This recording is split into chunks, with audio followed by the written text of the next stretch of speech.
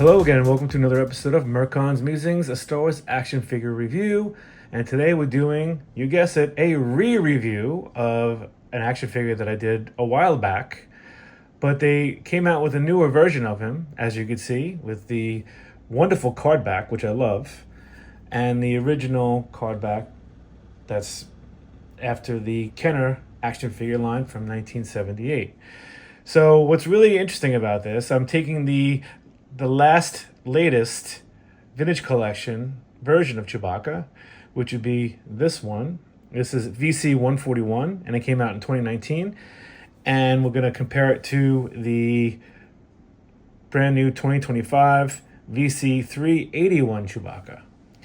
And before we get into the opening of the Chewbacca figure, I will take a look at this first action figure, the vintage collection 141, and it's a really nice version of Chewbacca. My problem with these Chewbacca versions, they're all use the same base body, and they just like seem to be repaints. I'm hoping this new one has something new about it, because it just seems to be the same old. So yeah, this is not a bad version of Chewbacca. I like the face. It's got a growling face, which is nice, and I like the paint applications on it. You see some different colors. You see the black around his eyes, and you see like the lighter hair or fur here, and they got the slick back look of Chewbacca from A New Hope. And you know, there's all these different patches of different colors. The bowcaster is pretty awesome. I love the bowcaster. I think it's pretty cool. It's nicely done. A pain in the neck, you have to pop in the top part of the bowcaster, which is kind of sucks sometimes, but you know, it's still nice. And he's got the bandolero, and with the bag, which is a nicely paint application. It's got a nice wash on it to make it look like, you know, used for a long time. But the thing I don't like about these Chewbaccas, and I'm hoping the new one has better paint applications. It's like you know, a grab bag of fur colors and paint applications. So, but yeah, this is not a bad action figure. It's got insert joints in the elbows, and the hand turns. The fur hanging off, it's kind of cool if you have it hanging down, but if it's up like this, it's kind of weird. But it's nice that they put that touch on it.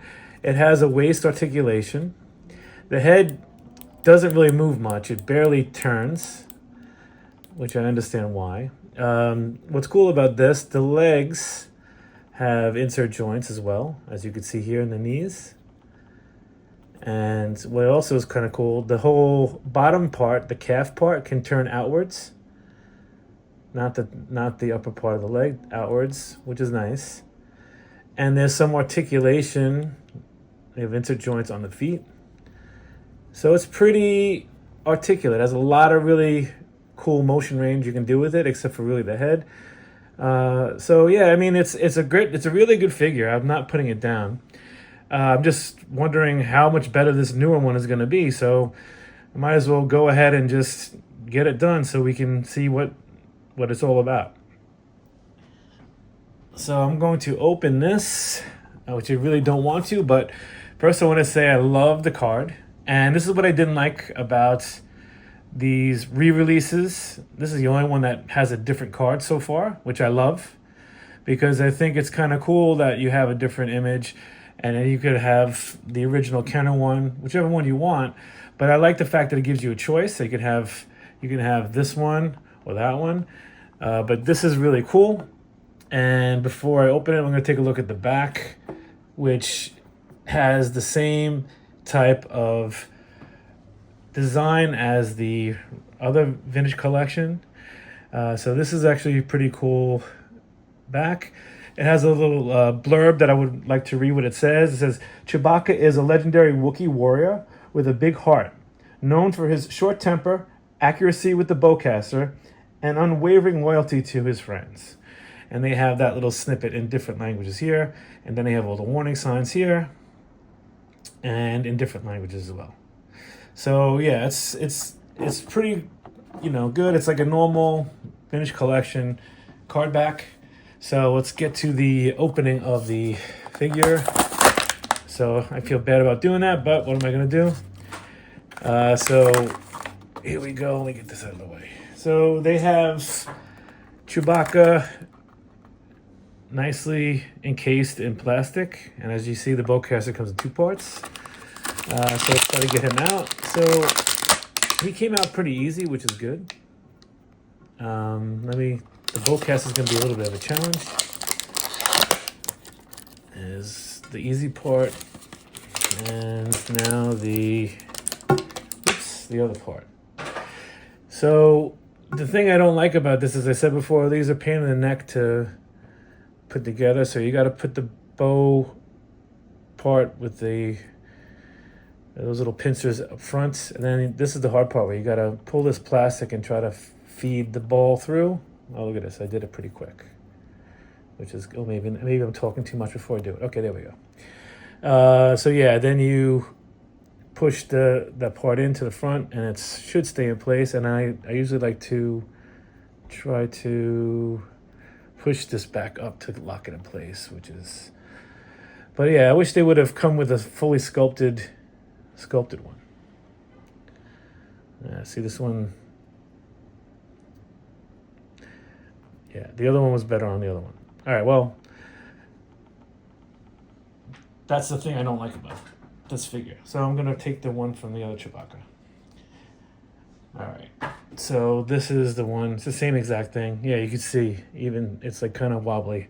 So let's take a look at the articulation here. The head sculpt is nice. It's a little bit lighter, which I like. It shows you more details with the black around the eyes, and there's not a lot of black elsewhere, which is more screen accurate. Maybe slightly a little bit of darker strands would be nice up top, but it has the same motion range for the head.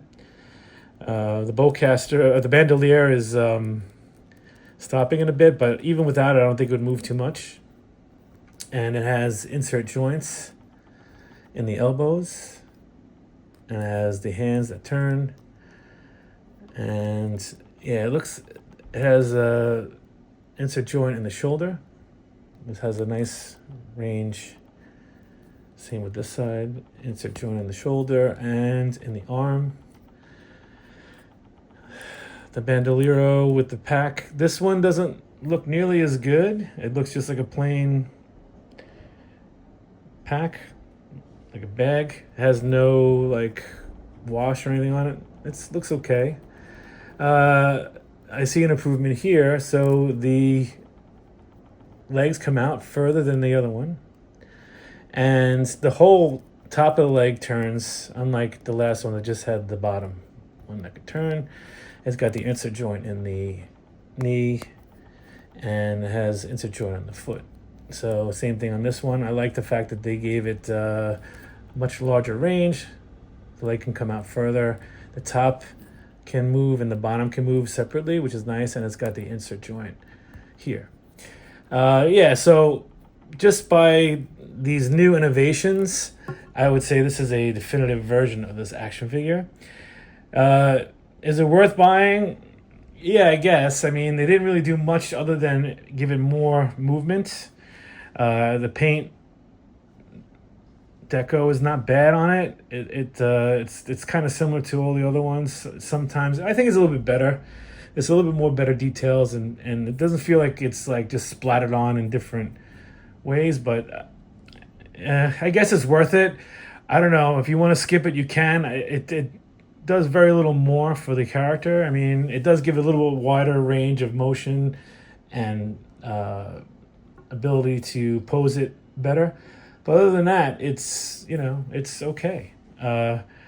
It's definitely the definitive one because it just has much better articulation. That's it. I mean, it's pretty much basically the same action figure, in my opinion. So with that said, that's it for this episode of Merkon's Musings. This is Chewbacca re-review, and I hope you enjoyed it. If you liked it, please hit like and subscribe, and I'll see you next time.